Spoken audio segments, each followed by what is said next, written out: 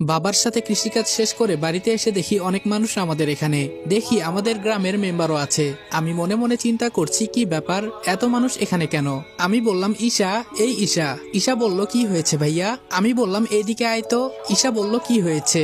আমি বললাম আমাদের বাড়িতে এত মানুষ কেন? ঈশা বলল ভাইয়া তুমি শুনো নাই, বাবার কাছে নাকি মেম্বার 1,50,000 টাকা পায়। আমি বললাম কি এত টাকা? ঈশা বলল হুম ভাইয়া, আমি বুঝতেছি না এত টাকা কিভাবে। আমি বাহিরে এসে দেখি বাবা মেম্বার সাহেবকে বলছে আমাকে কয়েকদিন সময় দিন, আমি আপনার টাকা দিয়ে দিব।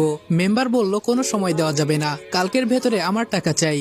যদি টাকা না পাই তাহলে তোমার এই বাড়িটা আমার নামে কাগজে লিখে দলিল করে দিবা। বাবা বলল দয়া করে আমাকে একটা মাস সময় দেন, আমি আপনার সব টাকা দিয়ে দিব।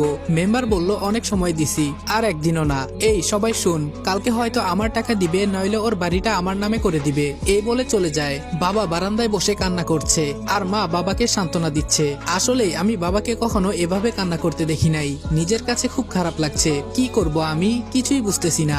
আমি বললাম আম্মু এত টাকা কিভাবে হলো? বাবা বলল বাবারে আমি অনেক আগে এই ঘর বাঁধার জন্য 50,000 টাকা নিয়েছিলাম, কিন্তু অভাবের কারণে দিতে পারি নাই। কিন্তু আজকে নাকি এই টাকা সুদে আসলে এত টাকা হয়ে গেছে।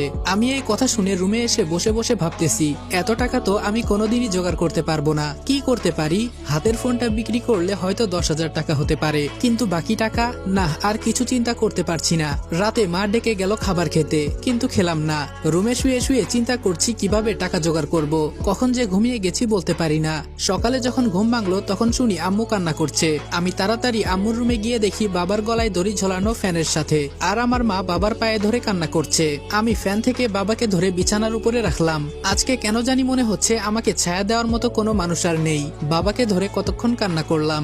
বাবার কাফনের কাপড় সবকিছু রেডি করে বাবাকে কবরে রাখা হলো। আজকে এই টাকার জন্য আমার বাবা মারা গেছে। আমি ছাড়বো না কাউকে, সব কয়টাকে দেখে নিব। শুধু একটু সময়ের অপেক্ষা। আজকে প্রায় 3 দিন হয়। রাতে আমাদের বাসায় মেম্বার এসেছে। মেম্বার বলল রনি এদিকে আসো তো একটু। আমি বললাম জি আঙ্কেল বলেন। ভেতরে রাগে আমার শরীরটা ফেটে যাচ্ছে। মেম্বার বলল তোমার বাবা মারা গেছেন, আমি খুবই দুঃখ পাইছি। তোমার টাকাও দিতে হবে না, ঘরও দিতে হবে না, যদি আমার কথা মানো। আমি বললাম জি বলেন, কি করতে হবে আমাকে? শয়তানের সব সময় শয়তানি বুদ্ধি থাকে। মেম্বার বলল আমার মেয়েকে তোমার বিয়ে করতে হবে, তাহলে তোমার সব টাকা আমি মাফ করে দিমু। আম্মু বলল না না, আমার ছেলে এখন বিয়ে করবে না। আর আপনার মেয়েকে? ছি।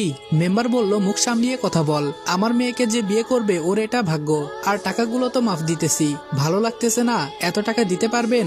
আমি বললাম আমাকে একটু চিন্তা করতে দেন, আমি আপনাকে পরে জানাবো।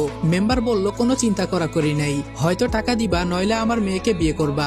যাই করবা তাড়াতাড়ি বলো, আমার অনেক কাজ আছে। আমি বললাম এত টাকা আমি কই পাবো?